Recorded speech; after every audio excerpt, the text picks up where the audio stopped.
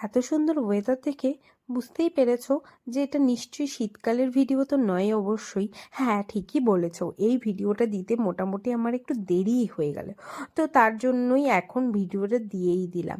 তো সবার ফার্স্টে আমরা চলে গিয়েছিলাম গুলমার রাস্তা ধরে, গুলমার ভিতরে একটা স্টেশনের কাছাকাছি একটা রিসর্টে। এই রিসর্টটা খুবই সুন্দর ছিল আর এখানকার অ্যাম্বিয়েন্সটাও খুব সুন্দর ছিল। এখানে পুরোটাই গ্রিনি ব্যাপার ছিল, যেটা খুব আমার মনটাকে একদম ছুঁয়ে গেছে। আর এখানকার ওয়েদার, তার সাথে আমি পাহাড়টাকে এনজয় করতে পারছিলাম খুব সুন্দর।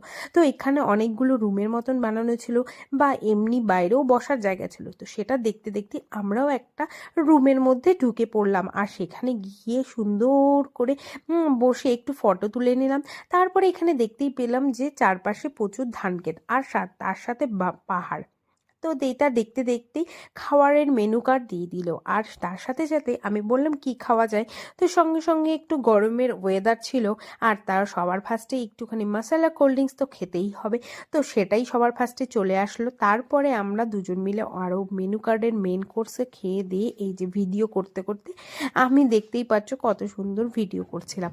তো ভিডিও আমার হাজবেন্ড, আর এখানে একটা খুব সুন্দর অ্যাকোরিয়ামও বানানো ছিল যেখানে অনেক ধরনের মাছ ছিল। আর দেখতেই পেলে মশলা কোল্ড ড্রিঙ্ক আর তার সাথে মেনুও চলে এসছে।